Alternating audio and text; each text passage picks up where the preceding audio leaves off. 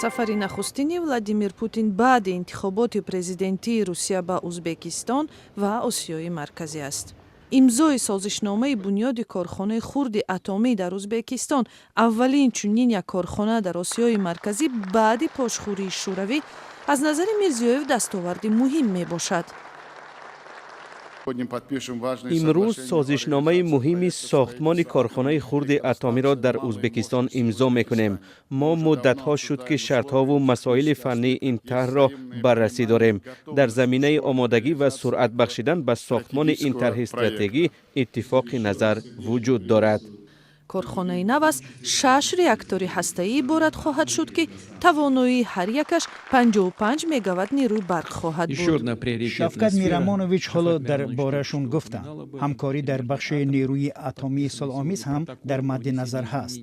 протоколе ки имрӯз ба созишномаи соли 2018 илова шуд, имкони бунёди нерӯгоҳи атомии хурдро дар Узбекистон бар асоси фановариҳои замонавии русӣ фароҳам мекунад ва ин корхона таъкид мекунад ба талаботи сахттарини амният ва ҳифзи муҳити зист ҷавобгӯ хоҳад буд. вале қаноатмандии раҳбаронро на ҳама ҳомиёни муҳити зист тарафдорӣ мекунанд ва савол ин аст ки то куҷо барои кишварҳои ҳамсояи мисли Тоҷикистон сохтмони корхонаи атомӣ набояд мавриди нигаронӣ бошад. На участке, который находится в Джигзахской области в Узбекистане, طرحро мехоҳанд дар як қитъаи вилояти ҷизах бунёд кунанд ки он ҷо як низоми тақсимшудаи кӯлҳои бо оби ширин ҷойгир аст ва он инчунин бо эъломияи рамсар оид ба ҳифзи обҳои кӯлу ботлоқҳо дохил мешавад. оҷонсии нерӯи атомии Ӯзбекистон борҳо ба амн будани ин таҳр таъкид кардааст, аммо ҳомиёни муҳити зист аз паёмадҳои ин корхона ба экосистемаи кӯлҳои маҳаллӣ нигарон ҳастанд. мо сарнавишти Чернобилу Фукусимаро хуб ёд дорем.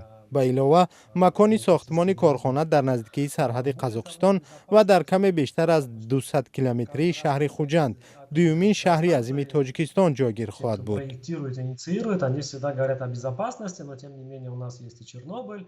айни замон дар Тоҷикистон эътироф мекунанд ки мушкили камбуди нерӯи барқ ва буҳрони афзояндаи энержӣ дар минтақаи Осиёи марказӣ дар шароити густариши аҳоливу саноат роҳҳалҳоеро тақозо мекунад.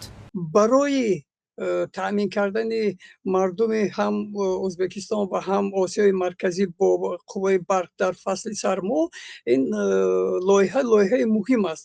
вале суоле ки инҷо бояд ки матраҳ шавад, он аст ки то куҷо ин сохтмон бехатар мешавад. чун ман медонам ки Русия дар мавзӯи сохтмони нерӯгоҳҳои атомӣ таҷрибаи калон дорад.